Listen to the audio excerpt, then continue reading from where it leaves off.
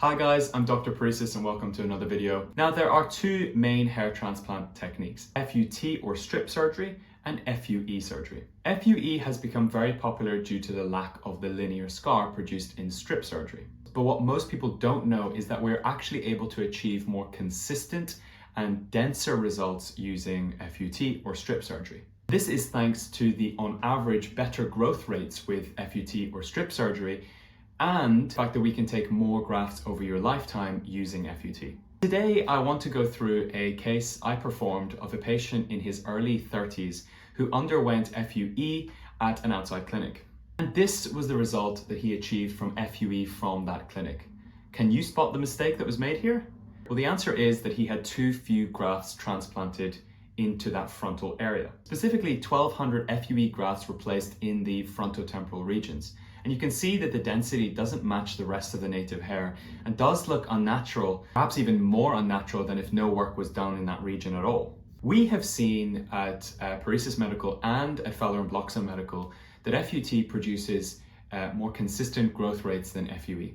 This means that if you use FUE, you need to transplant more grafts to achieve the same result as if you were to use FUT grafts. And 1,200 grafts for this patient is too little even if FUT or strip surgery was used. And so it's definitely going to be too little for FUE. If I was performing this surgery from the beginning, I would shoot for about 2,000 to 2,500 grafts in this area instead. The patient was not happy with the unnatural appearance, so he came to us asking for a repair. Now, with FUE repair cases, we don't like to remove or mess with those prior FUE grafts that were transplanted. Instead, we prefer to work with them and solidify them with healthy strip grafts instead. That's exactly what we did for this patient. This gentleman had an FUT procedure with us where we took 1,619 grafts by strip and placed those into those frontotemporal regions. This is an image of how the patient looked 14 days after his strip procedure with us.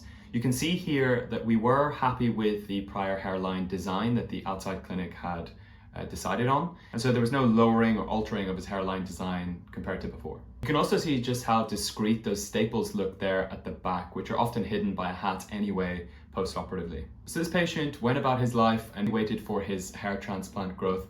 And he was a little impatient, and we do get patients that are so excited about that growth coming in that the waiting process can be a little bit difficult just because they're so keen to see new hair sprouting, which I totally get. I was the same myself when I had an FUT or strip procedure around about 2 years ago now. This is actually my result. I went from about a Norwood 3 to what you can see now.